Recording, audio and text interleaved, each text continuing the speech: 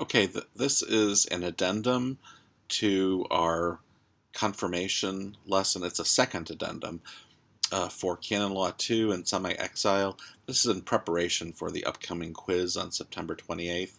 Today is September 27th, 2020. And the reason for this addendum is that I thought of an example last night that I think provides uh, further clarification or just another way to address Mr. Clausen's question. So we're blaming Mr. Clausen, and we've got more on his question of case 2 versus case 3. How do we distinguish? How do we distinguish them? And again, this example occurred to me, and I wanted to do what I hope will be a fairly quick video, just going through that example to see if it helps you. And the example I have in mind is a pastor on the Easter Vigil. Well, what about him? We already know that the pastor can confirm, right? That's our case 1. That was our easy thing, our case 1. The pastor can confirm on the Easter Vigil because he has baptized someone no longer an infant, or he's bringing them into full communion. Those people he can confirm. But further question: is there ever a situation where the pastor can grant the faculty to confirm? We know he's got the faculty for the Easter Vigil from the law, but can he grant it himself? That's our question. Is there ever and here's here we can. This is why I think this helps explain the difference between case 2 and case 3. Case 2 is our, for the fairly broad situation, the so-called case of need, and that might be an emergency, but it doesn't have to be. So let's just say it's an inconvenience, not an emergency. There's just a few too many people to confirm, so the pastor wants help. Can he extend the faculty? Doesn't seem like it, because he's not the diocesan bishop. Under this broad provision of case 2, where it doesn't have to be an emergency, only the diocesan bishop can grant the faculty. Okay.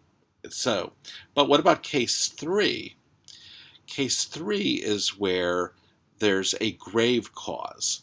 And if there's a grave cause, not just an inconvenience, but really an emergency, an unexpected and a serious situation, then who can grant the faculty to confirm? Well, it has to be somebody who already has the faculty himself. And that can be either a bishop, whether or not the diocesan bishop.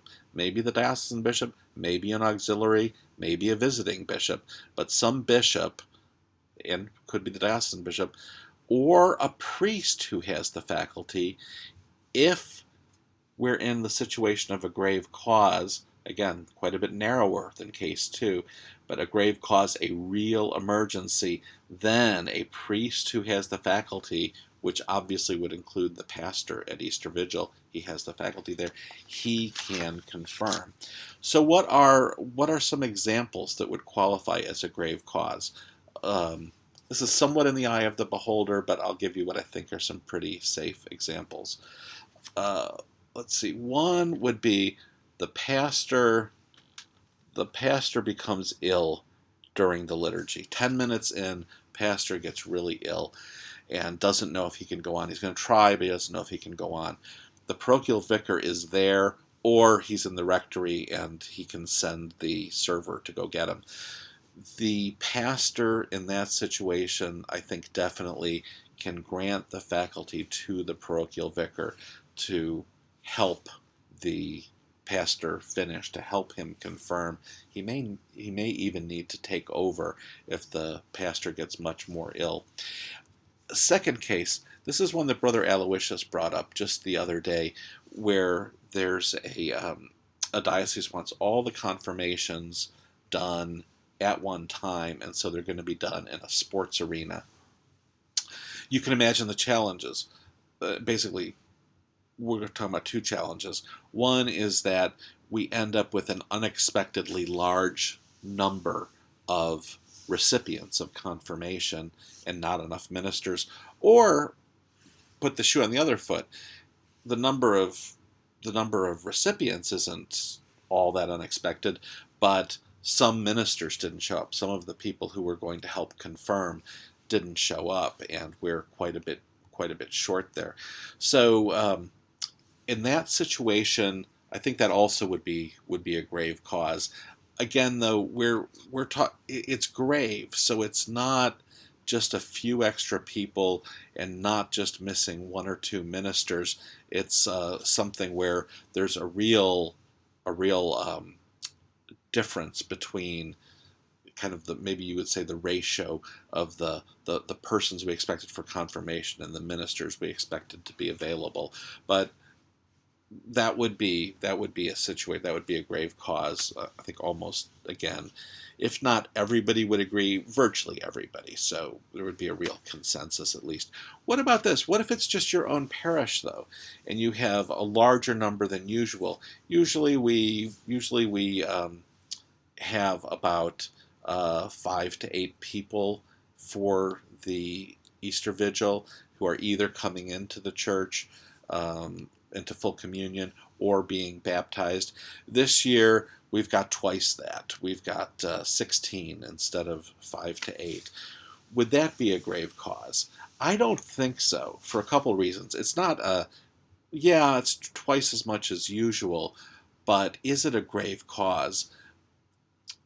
It's going to certainly extend the Easter Vigil a bit, but probably just a few minutes.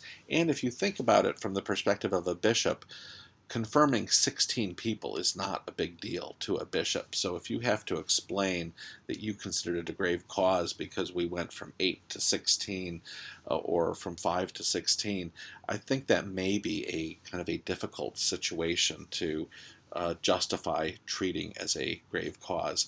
So I'm going to say that our first two situations, the pastor becoming ill during the liturgy, really just about the whole world would agree is a grave cause. An unexpectedly large number of recipients of confirmation would be a grave cause. But if you have a larger than usual number, an inconvenient number, but not that unexpected at your own parish, probably not a grave cause. That's essentially the end of what we have to cover. But let's say you're having a few extra people every year, and it's it's not hugely unexpected because you're growing as a parish, but every year the Easter Vigil is getting longer and longer because you have more and more people. What would you do in that situation? I think it still is going to be hard for you to satisfy case 3. I don't think you're going to be able to show that you have a grave cause. It's just not that unexpected. It's every year, essentially, the liturgy's getting 2 or 3 minutes longer. Maybe it's something to address, but I have my doubts that you could address it under case 3, that is Canon 884, section 2. But you could address it under case 2. You could say, Bishop, look, I can't address it myself because I need a real emergency. It's not an emergency, but it's just a condition at the parish. It's a good thing. We're growing. We're glad to have more people, but our Easter Vigil now is 15-20 minutes longer than it was 10 years ago, and it looks like it's going to continue that way.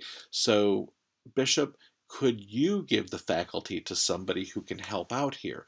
You could give the faculty to my parochial vicar or to somebody else who could help out, but could you do that? And he could grant the faculty, again, either on a stable basis or just for a one time, just for a given case. You as the pastor, because we're talking about a grave cause, case 3, remember we said if you could grant the faculty for this when you've become ill and so forth, what is the faculty that you can grant? Only under case 3, a faculty for a given case.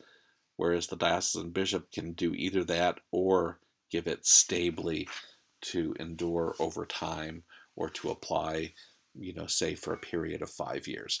So, okay, I hope that example, that Easter Vigil example, helps to differentiate case 2 and case 3 a bit more clearly for you in the context of a situation that you may even have encountered yourselves. Thank you.